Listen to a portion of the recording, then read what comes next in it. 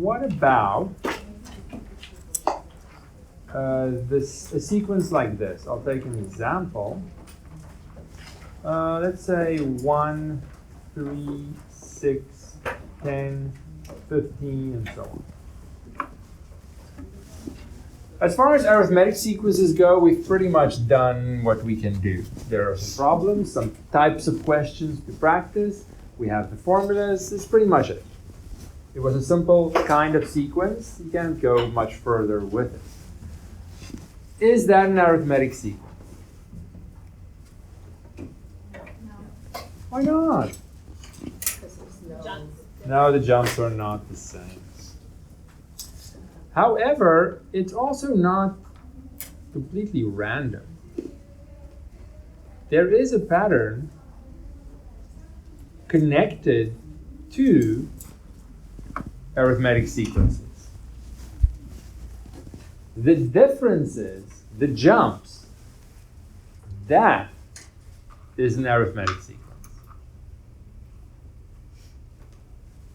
So I not only have the sequence itself, but I have the sequence of differences. That sequence is 2, 3, 4, 5. This is an arithmetic sequence. So even though the original, definitely not an arithmetic sequence, it is built on an arithmetic sequence in that its differences follow that pattern of being a sequence itself. So we can look at these differences and help figure out sequences that are built on arithmetic sequences. I'll call them generalized arithmetic sequences because they are connected in some way, but they're technically not an arithmetic sequence. To illustrate that a little bit better, we'll have exercise 2.5. You still writing down? You haven't even started? No, I'm sure. So they're not random. There is a connection, but it's not the same. We're not going to look at formulas because people are going to get overwhelmed real fast and things get messy really fast. I just want to see that there are more out there. And if you really want to, you can explore that. But we just want to have an introduction. So number 1 has 5, 6, 14, 29, 51, 80, and so on. Exercise 2.5. Now, one way to easily figure out what the sequence is about and what the pattern is to use these differences. And an easy way is to write them underneath as follows. Put little lines there. The difference between 5 and 6 is a 1. The difference between 6 and 14 is an 8. The difference between 14 and 29 is a 15. And I just keep going. It's a very good exercise in subtraction as well. Difference between 29 and 51? 22. We can do it without a calculator. We have to practice. The only way to get better, for me at least, is to force myself, even though it's slower, to do it in my head. Once it goes to 3 digits, fine, do whatever you want to do. 2 digits, I need to be able to do it. 51 to 80? 29. Now maybe you look at that sequence of differences, which we call the first differences, or the first difference sequence, and you say, I see a pattern there. Or maybe you say, I don't yet see it. You can go even further and find the differences again until you are very sure of the pattern. We'll call that the second differences. So you can go levels down with this difference concept. 1 to 8 is 7, and it's 7 again, and 7 again, and 7 again. So the next one is then obviously going to be 7 again. Giving me the next after 29 has to be 36. I'll squeeze it in there. Which means that this next number in my original sequence has to be 80 plus 36. 116. So though you could stop with differences that are changing, you can go all the way down until all the numbers are the same. The pattern is not more obvious than all the numbers being exactly the same. And then work your way back up to find the next number in the original sequence, the method of differences. And if you keep going and they're not all the same at some point eventually, then this original sequence was not based on an arithmetic sequence, it was something else. The question is also going to make it very easy, just like 2.5, and say, use differences. Then this is what you do. As straightforward as it can be. Sometimes I feel a little embarrassed. I'm making it too straightforward. I don't know. Let me know if that is how you feel. If it's too easy. There's no end to the difficulty. We can always spice it up. Yes. Is that just the answer then? 116? Well, the question says, find the next term in the sequence. Okay. Now, sometimes we might have to find the next two or something. So, as long as we pay attention to how many we need to find, that is pretty much it, yeah? In this case, they're just asking for one more. The main problem is to remember what differences mean, sure, and to be patient enough to go down as far as you need to go down until they're all the same, and then build it back up. And I don't know how far I need to go, so I just do one difference level at a time. Of course, right? Sorry, what's the simple definition of the differences? Like just It's just, well, it depends on which level. Whatever sequence it comes from, it's the subtraction between two consecutive terms, if you want to say it like that. Which is the word difference means exactly that, luckily. So it's not a strange word either. I just have to keep doing it. So, difference here between 2 and 3 is a 1, then a 6, then a 14, then 25. So you can do it without a calculator. 48 to 87. 39. And I don't know what the next one is because I want to go down and be sure. So I'm going to go down another level because even if there is a pattern, I'm not seeing it. So I'll leave that open for now. Keep going until I see a very obvious, all the numbers the same. So 1 to 6 is a 5. 6 to 14 is an 8. 14 to 25 is an 11. 25 to 39 is a 14. And maybe that's enough for me to see what the next one is, and maybe it isn't. I'll keep going. You can always keep going until they're all exactly the same. Then you know you're on track, and that finally happens with the 3s. Then I build it back up. So I just want to make sure everyone has time to write down everything. Then I can build it back up to where I ultimately want to go. So from 3, one level up will give me a 17. Then the one after 39 will be 39 plus 17, which will be 56. And then 87 plus 56. 143, and I'm done. The tricky bit, if there is one here, is everything's connected. All your calculations are connected. If you make a mistake in that 17, perhaps, everything else is going to be a little off. So make sure of each calculation step. When we do it here, it's nice to practice doing it in your head because you can make a mistake, it's okay. But in a test, maybe double check everything just to be sure. Especially when you have to have a when you have to find a couple of numbers in the original sequence, then there's a lot of calculations, and it just takes one to be a little off. How do we feel about differences? Sure there aren't any questions? I need to stretch the time. I'm looking for questions. We don't have much left in this chapter. More questions? No? Anything? No. All right. Fine. So let's review the quiz. Why not? We know what's on quiz 1, page 1 will be that chapter 1 stuff, similar to problem 1.4 and 1.5 for each one of those questions. We've said that many times.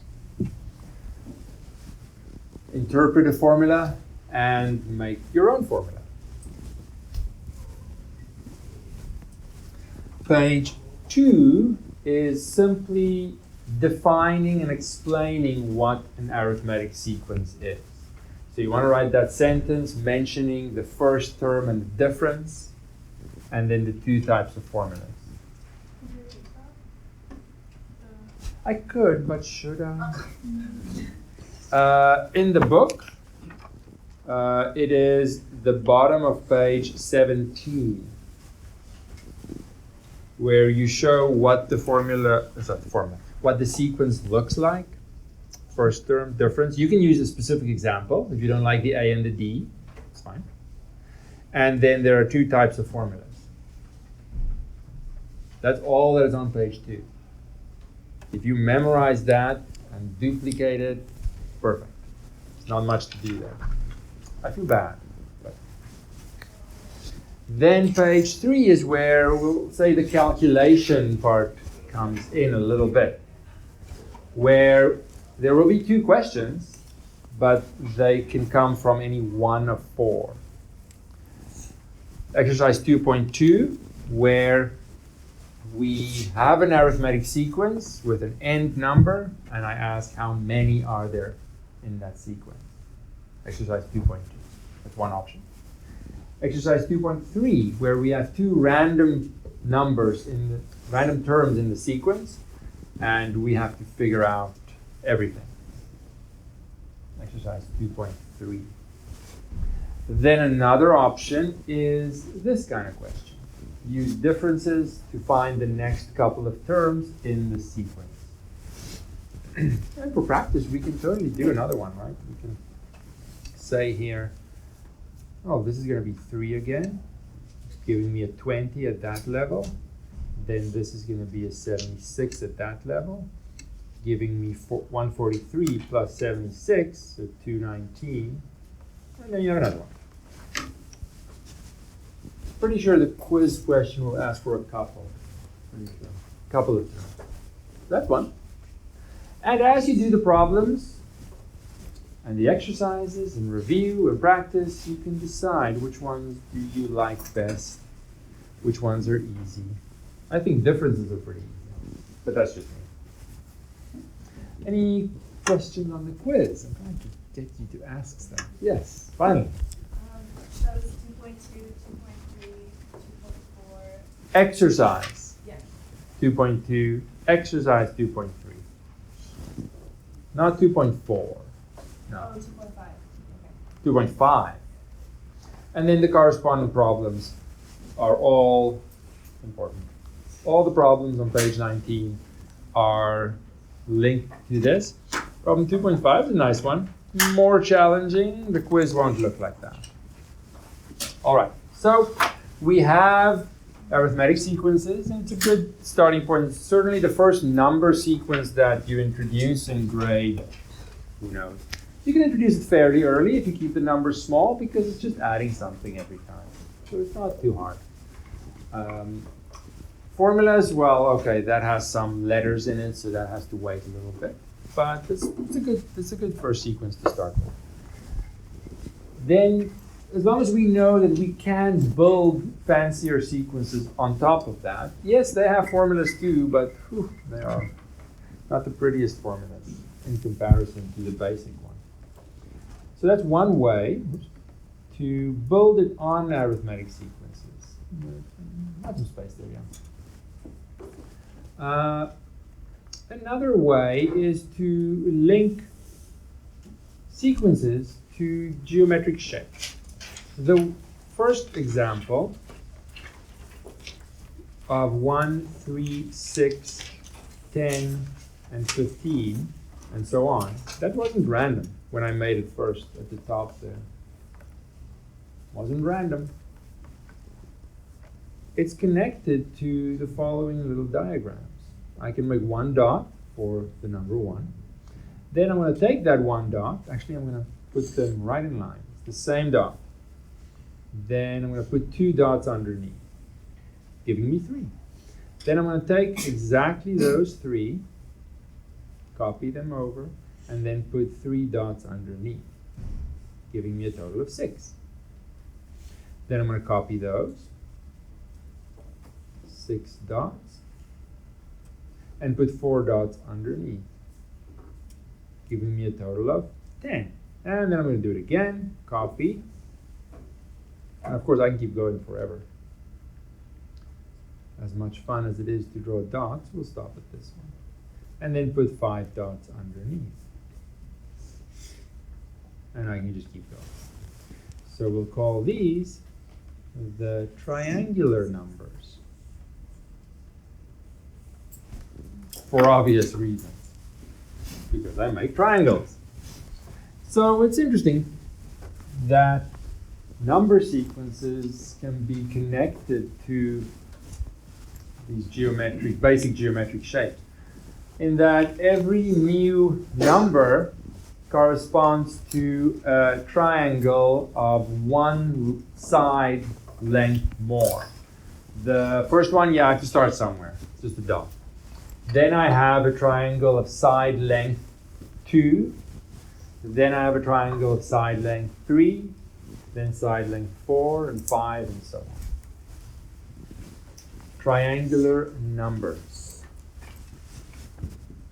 So a question could be on quiz 1, page 3, state the first triangular numbers. You can use the picture to help you remember what they are, but you don't have to draw the picture. It's there to help you get the sequence. Then I know what you're thinking. Why just triangles? Can't we just do more shapes? Yes, we can. What about making one dot? Then taking that dot and adding dots to make a square. Then taking that square, which has side length 2, and putting dots around it to make a 3 by 3 square. Then copying that, copy, copy, copy, and then putting dots around it to make a 4 by 4 square. And then I can keep going, of course. And the sequence is 1, 4, 9. We've seen this before. And these are called square numbers. I don't know why. Why could they possibly be called square numbers? So I could also ask you to state the first square numbers. Only like the first 4. It always starts with a 1. And I'm always shocked when I grade the quizzes how many people forget the 1. Like 25% of people don't write the 1. That is the first number. I have to start somewhere. Yes, it doesn't look like a square, but it is part of the sequence. How do we feel about square numbers? I know, you want more, right? What comes after a square? A pentagon. Pentagon. Now, in order for you to have the best version, I will just Google a picture like that to not embarrass myself with my limited drawing skills. So we always start with a 1. So first number is easy to remember. Then it is the pentagon, basic pentagon, 1 dot. Well, really side length 2 dots. 5 dots are used. It's the dots. Then I take that pentagon, which is now the smaller one here, and I build or sort of extend around that to have an outside pentagon with side length 3. With the copy from the previous one gives me a total of 5. Then I take that copy it over, and build around it to have a pentagon with side length 4, 22 dots in total. And then I just keep building and building and building and building. Now, all limited to you having to remember 4 numbers. But the first one's always 1. And the second number is connected to the shape. That can't be hard either. So it's really memorizing 2 numbers. And if you are more artistic than me, you don't even have to memorize them. You can draw the picture and count the dots. The picture is there to help you find the number, but you have the option of just memorizing the number. Yes? So I understand the dots being like on the corner. Like why are there so many dots if we're just adding one more? Because we're taking the previous one, copying it over, and then drawing around that one.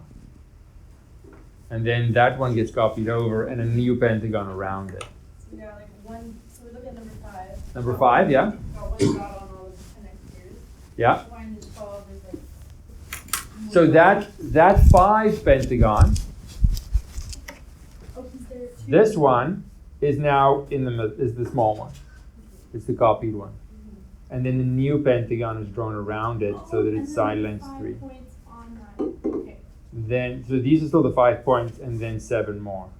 Then this double pentagon thing is now copied over there with a new one around it with a longer side length than the previous one. It works. Any other questions? So we won't have to draw them. We just have to. If you remember the numbers, you don't have to draw them. But you have that as a backup. I know. What about the next one? Sure. Hexagons. And we'll stop at hexagons. Ironically, they're easier to draw because it's nice, you can lay it flat, it's easier because of the 6. So you have always a 1, and then the 6, because it's a hexagon, which is really a 2-dot side length hexagon. Then you take that and build a hexagon around it of side length 1 more, so 3 dots. Then you take that image and build around that with 1 more in each side, and then you just keep doing it. What's nice is to make connections. People like making connections between different topics. Shapes and numbers and sequences, they're all connected in some way. The second half of this chapter is more just giving you a taste of more things you could do. Yes, formulas are going to get messy. We have to limit ourselves because of our ultimate goal, focusing on elementary school. But you can very easily give this, not this perhaps, the triangles you can give to little Shimmy, and he can draw and count them. It's nice. He's having a fit. Please remember to click the like button if you enjoyed the video, and to subscribe if you want to be notified of more videos.